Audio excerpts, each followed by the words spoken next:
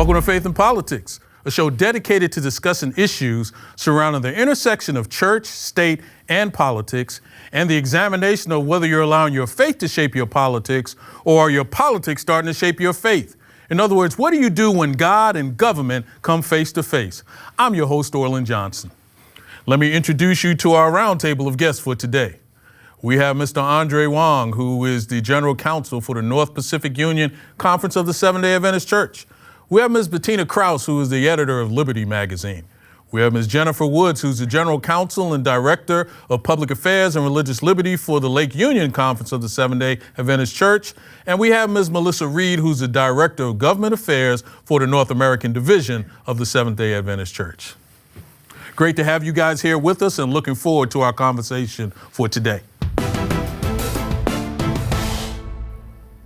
You know, it's been a conversation about this concept that's called Project 2025, and it seems to be an effort of a broad coalition of conservative organizations that have come together to ensure what they would call a successful administration that potentially could begin in January of 2025. We are looking at really a conservative group that seems that they can get together and start working on policy recommendations and hopefully starting to properly vet and train personnel that could be a part of this project. The project intends to build on 4 pillars, and those pillars are going to be focusing on paving the way for an effective conservative administration, a policy agenda as it relates to personnel training and a 180-day playbook, and this 2025 presidential transition project is something that's supposed to be put in place and organized by the Heritage Foundation. You know, André, when I take a look at what's going on in Project 2025, on one hand, it just seems to be just a group that's preparing for a potential administration that would be led by a Republican. But on the other hand, it does have the tone of this kind of like exclusionary concept of if you're coming to be president of all of the United States, it sounds like the concept is we're really preparing just to deal with a conservative part of the United States. You know, am I getting that right, or is there something strange going on here? You know, what's your viewpoint when we talk about Project 2025? Yeah, so if you look at the playbook and the details that are in it, it's based on this theory called the unitary executive theory, the premise that the president of the United States has unfettered, unbridled, absolute power over the executive branch. So if you could go to their website, and in the list of changes that they have, and these are dramatic, drastically reducing the size and power of the Department of Justice, dismantling the FBI and the Department of Homeland Security, eliminating the Departments of Education and the Departments of Commerce, eliminating the independence of agencies such as the FCC and the FTC. I mean, the list just goes on and on and on. And then, of course, there is a reference to invoking the Insurrection Act of 1807, which authorizes the president to deploy the military for domestic law enforcement. So a new administration adopting Project 2025 will just have this expansive explosion of authority and scope of the executive branch that I think will really stress test the Constitution. I couldn't agree more with André on this one, Orland, because, you know, I haven't read, let me start with a disclaimer. I haven't read every word of the almost 1,000 pages of this document, but I have read enough to know that if it is used as intended, as a blueprint for a new administration, then we have pretty good reason to be concerned, not least because of what André identified, this sort of concentration of power in the executive branch under the power of the president, but also because this document, as you said, Orland, almost seems like an attempt to remake America in someone else's image. And if you really want to know what that new America would look like, then you just have to start looking at some of the specific proposals. You know, in the section where it talks about the Department of Labor and overhauling that, it has this really intriguing section where it says, you know, for many years, American law reflected the sanctity of the Sabbath, Sunday rest, and that in a new administration, that the Fair Labor Standards law should include a mandate that employers must pay workers time and a half on Sundays to encourage Sunday rest. So what you're seeing here, Orland, is that the people who put this document together have an assumption about what America is and who Americans are. And it's that they're Christian, and not just Christian, but the type of Christians who prioritize Sunday rest. And that, to me, is a concern and a reason to look more closely at the rest of the document. Orland, this started out with there's a legacy of these type of documents from all sorts of organizations, right? It's not unique to the Heritage Foundation or the groups that are sponsoring or have participated in this as well. And so I don't think we can really fault an organization for wanting to share with an administration, here's how we think you should do things. I mean, that's within their right. We see that with voter guides all the time that various organizations release. I think the issue and why there's been a lot of coverage on this is, first of all, how comprehensive it is, how very thorough it is, robust. I mean, most of the times it's maybe a 25-pager, instead of a 900. And the reception that prior versions have received, right? There was the number, again, we're getting all this information from the actual website of Project 2025 as well. They should be proud that they've been effective. In the most recent conservative administration, which was President Trump, 64% of the heritage those recommendations were taken by that administration. I mean, that's huge to be able to see. My biggest issue, and Bettina was alluding to sort of that to this when in the conversation about the Department of Labor, is that not only are we seeing conservative political organizations participating in this, which again, I feel like is their right, and they obviously do it very well, but we're seeing religious organizations signing on, partnering, and including their priorities, their evangelistic priorities, their faith priorities as part of this conservative blueprint. And they are making basically the spiritual problems of the nations, they're looking to political solutions for those, right? And to me, that's where I have the issue. The secular government is not the place that we should be looking to accomplish our spiritual goals.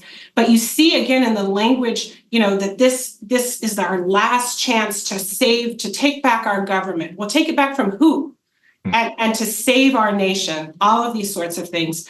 So to me, again, it's the merging and the comfort of religious organizations. And in this situation, it's primarily evangelical Christians who are saying we are looking to the government to implement the changes that we want to see in society. Melissa, I agree so much. This language of taking back our government, and I skimmed through the document, and it's this view that Christianity is under assault. So we have to do things to protect Christianity because this is a Christian nation, and so you see these things sprinkled throughout the document that really is targeting just one group of citizenry, right? Like it's just really pro-Christianity to the exclusion of other religions, and they don't seem to want to even or care to even hide that, right? They're very proud of that. And the fact that, the last time that there was like policy guidance like this before, it was so overwhelmingly adopted so quickly in the prior administration, I think it caused, us all to worry about what this means. But André, this is my question. I mean, we're talking about this being put down on paper in 900 pages, but generally, isn't this what a group of people are probably doing on a regular basis anyway? I mean, is the most offensive part of this that somebody actually codified this and put it in a document? I mean, I would think that probably what we see in here, the Heritage Foundation has probably been working on for the last 50 years is kind of part of what's going on. Or does this go a bridge too far? In looking at this, it reminded me of other candidates and other leaders that produced white papers and priority lists, and many of us remember, 30 years ago, Newt Gingrich's Contract with America that listed, legislative priorities and goals, and that was really kind of a legislative priority list that, if you read it today, seems very bipartisan compared to what Project 2025 is. I mean, this is, really not just a list of priorities. I mean, this is a list of, this is what we're going to do and impose on the government. And so, officially, the Trump campaign has stated that no outside group speaks on behalf of the former president, and the official plan of the campaign is called Agenda 47. So really, this is supposed to be independent. But the former president did say in 2019 that Article 2 of the Constitution granted him the right to, quote, do whatever was necessary as president. So there's a bit of that in his philosophy as well.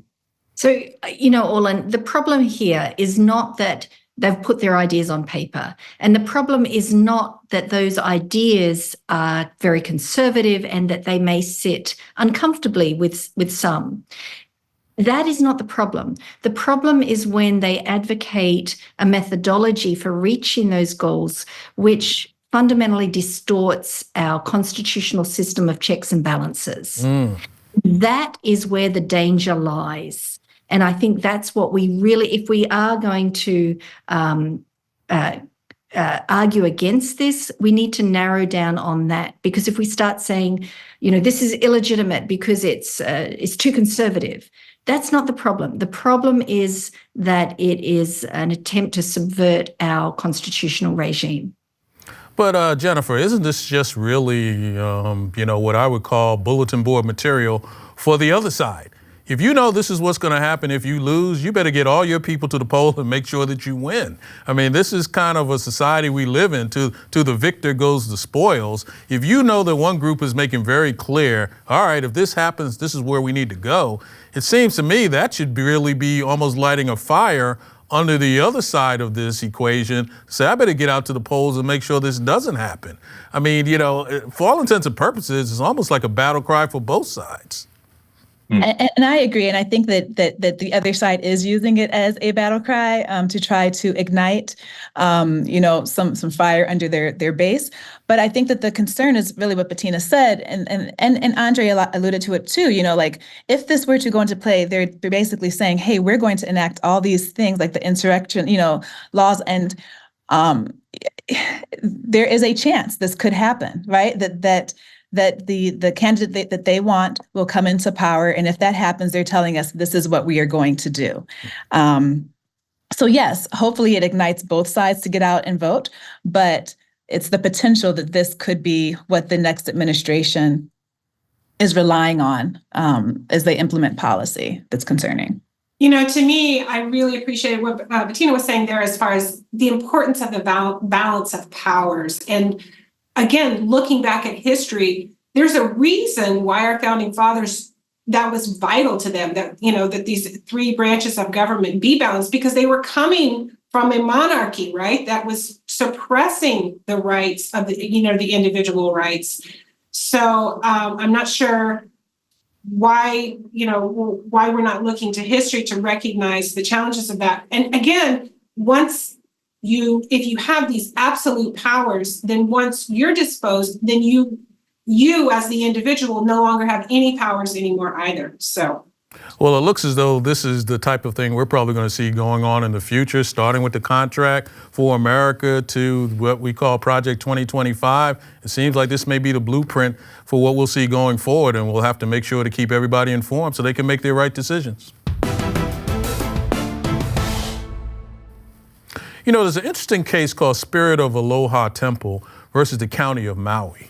And in this particular case, we see that there's a county in Hawaii that is denying a permit to a temple that they said did not meet the strict scrutiny test. And in this case, we now find ourselves in litigation that's been going on for about 7 years. A Hawaii federal district court, they entered a partial summary judgment for the plaintiffs on one issue in the case. And therefore, this Hindu organization that's called the Spirit of Aloha Temple, they purchased land in Maui County. They want to move forward with use of this land as it relates for religious purposes. But then it looks like we have the county that's really coming in and basically, without specifically getting into it, quashing the ideas of what this group may want to do. Jennifer, when we take a look at this, it seems as though there was really some specific legislation that we've seen from a federal level that was supposed to come in and make sure to protect religious groups, in particular those that are engaged in what I would call land acquisition or use of land or property, to make sure that they're not finding themselves in a position where they have a government entity that's pushing back against them for reasons that have nothing to do with anything other than maybe they just have a problem with them being a religious organization.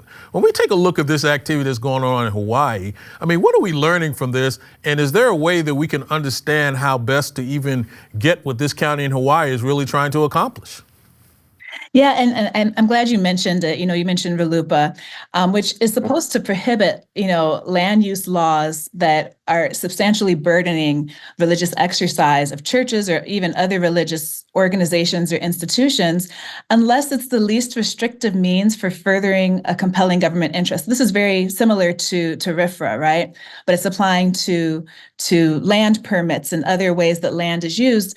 And so in this instance with Spirit of Aloha Temple, they purchased the land. This is their land, but they're being told how they can use it. And because they want to use it for this particular function that is a religious function for them, the county is saying, no, we're not going to grant you a permit, even though they've granted permits in the past for other secular organizations.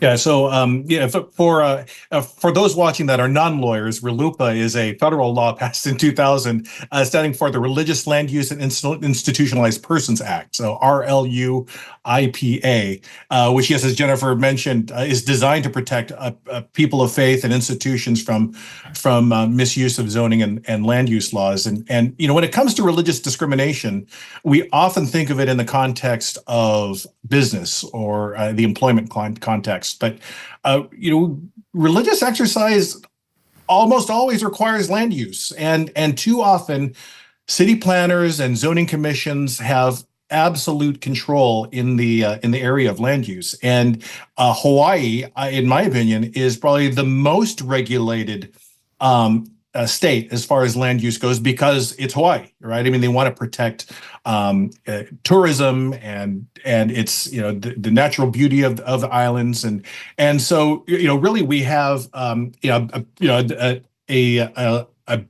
body of bureaucrats as it's referred to as having just unfettered decision making in this area. And so in this case, the federal court seemed to ignore the independent check that the statute provides against local agencies. So rather than independently review the denial of the Temple of Aloha's land use permit, the court just deferred to the local bureaucrats in their decision and reviewing whether this decision was fair. So it's no surprise that the temple's claims were dismissed. Orlin, if I could jump in here and say, absolutely, first of all, I'm so glad that RLUIPA exists and that those protections exist so that discrimination doesn't occur when we're talking about land use rights for religious individuals. And I completely agree with the point that André was just making there, as far as you can't have the check be the person, you can't have the check be the same organization that made the decision. Like, that just doesn't make sense. That said, I'm not finding this case, but I'm not really sympathetic to the plaintiff in this case here. Like, first of all, they bought the property and it's zoned for agricultural and conservation purposes. Like, you bought that knowing that. And as André mentioned, like, the bread and butter of the Hawaiian economy is its beauty, right? It's nature, and so it doesn't seem to me, so that's one little point. Then the next point, as far as looking at, now, as you said, this has been a long-term lawsuit. Going back to 2010, well, the structures that they were wanting to place on the property were a church, yes, but also a church-operated bed and breakfast, wedding event venue, a special event, day seminar, and a helicopter landing pad. Again, I'm having a hard time being sympathetic here that this is for, these religious, ongoing religious services. It sounds like a really nice spa to me, is what it sounds like. And then finally, when they were denied, or at least one of the times that they were denied, the reason that was given was the increased congestion, which again, it seems like a valid reason and not one that's related to the religious use of the land. So there's me playing devil's advocate. Can I just say here, I love this case, and it's not because of the facts of the case itself. It's because it shows us two really important truths about not just RLUIPA, but the Religious Freedom Restoration Act as well. These federal statutes which are aimed at protecting against religious discrimination and so on. And those two truths are, number one, these statutes are not a trump card for religion. That so often we hear the criticism that you just play the RFRA card and religion always wins. Well, here is a case where this is not true. And you'll find that in a majority of cases, the religious plaintiff does not win. Second, this case also shows what these statutes are primarily intended to do, which is to protect minority religious rights. So often these days when we talk about religious freedom, it's in the context of conservative Christianity and culture war issues. But that's just surface layer. Underneath, the vast majority of these cases being brought are by minority religions, Muslims who want to wear a short beard as a prison guard, or, a Jew who wants to receive kosher meals in jail, or in this instance, a non-Western Christian religious tradition that wants to assert its rights. And so I think this case serves as a good reminder to us that religion doesn't always win. And these statutes are here to protect minorities, and that's what they primarily do. But Jennifer, this is where I struggle on this. I live in a jurisdiction that has 800 churches in 500 square miles. And a lot of these churches are sitting on hundreds of acres of land, in which they have a church on one part of the land, but all of these other things that almost look like an amusement park on the rest of the land. And all of this stuff is taken off of the tax rolls in the name of a religious organization. Now, I appreciate the fact that churches shouldn't be monolithic in all of its activities, but when you now need 200 acres of land that now you don't pay any taxes on in order to be able to move forward, I got to tell you, that troubles me a little bit, and I kind of understand where some of these jurisdictions are coming from. No, yeah, I want to go back to something Melissa talked about, and that is, when this land was bought, did this group have an expectation that they were going to be able to build a religious institution there, right? And that's something that the court looked at. When they acquired the land, was there a reasonable expectation of being able to build all these facilities that they now want to build? And it goes back to Bettina's point that, RLUIPA is not a guaranteed win, right? The government can show that it's the least restrictive means of furthering their compelling interest, governmental interest. And in this instance, they may have made that case that this really is the least restrictive means of protecting, the scenery and the landscape, and and that this is a compelling government interest to do this. Melissa, you had a comment. Well, no, I was just going to say, I appreciate all of my fellow panelists' points. And André mentioned the employment and how we typically have the conversations around religious discrimination or religious freedom around in sort of the employment environment. And I know that when I talk to plaintiff lawyers who are defending individuals who have been discriminated, they always say the best, it's so important that you be a good employee, right? Don't mess it up for everybody else, right? Right. That's kind of what I want to say to this organization here, is because I feel like they're trying to use RLUIPA to be able to achieve the means that they're wanting to do. Again, I don't know all the facts of the case. Maybe perhaps they're but in the information that I read, and again, I think that challenges, because as Bettina said, there's now this perception that, well, if you're a religious organization, you've got the trump card because of these, whether it's RLUIPA or RFRA or whatever it is. And this is absolutely not the case, but it is the perception by a lot of society. And I think that it's situations like this, which I feel like they may be taking advantage or trying to take advantage of protections for religious organizations that hinder those sorts, or that assist with those sorts of stereotypes. André, how do you end up juxtaposing this, in particular when you're trying to figure out, we want to make sure that we're protecting religious groups, but we also want to make sure that we're not looking at religious groups that look like they want to do everything that a for-profit organization would look on land, and then come back and tell a jurisdiction, yeah, they're supposed to be tax-free, they're doing this, they're doing that, And it's clearly evident from the moment you get on the property, there's a whole lot more than church going on here. Right. It's been articulated here on this panel, and that it very may well be that the issues of congestion and traffic control and pedestrian traffic around the site is a compelling government interest, because it's Hawaii, and these things need to be preserved. The facts are really relevant here, and so I know we tend to look at the compelling government interest test and strict scrutiny really at a theoretical level, but I'd be really interested to see the land layout and really how this plays out on a practical level. And I'll let that be the last word, but I think it's so important that we understand that individuals who are involved in protecting religious freedom, we have to also make sure that we're reminding people to be good religious organizations. Don't try to go too far. Don't try to, start pushing that square peg in a round hole just because you've got a title that's protective. Because at the end of the day, if you push it too far, then we're going to find organizations that are going to come back and end up punishing us in the long run. And I'm fairly sure that's not where any of us want to be.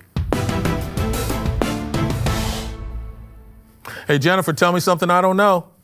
Sure. Well, speaking of Hawaii, if you don't like snakes, you should consider moving there because it's basically snake-free, and the only snake that you will find there is the size of an earthworm. Oh, my goodness. Bettina, tell me something I don't know. So did you know, Orland, that presidential transitions didn't used to be the hoopla that they are today? And in fact, they were kind of considered dead space between the election and the inauguration. And it wasn't until 1948 that term even came into existence. Wow. André, tell me something I don't know. On the island of Maui is the road to Hana, which is 45 miles long, has 600 hairpin turns, 59 bridges, and requires at least 3 Dramamine pills. Melissa, tell me something I don't know. Okay, well, we referenced that Ronald Reagan was the first conservative U.S. president to receive a mandate, much like the Project 2025 that we discussed today. But you may not know that at his very first cabinet meeting, President Reagan distributed copies of the mandate to the cabinet members, and many of the study's authors were recruited into the administration to implement its recommendations. Wow, did not know that. Guys, I really appreciate our conversation for today and all the information that I learned. Looking forward to talking about this again.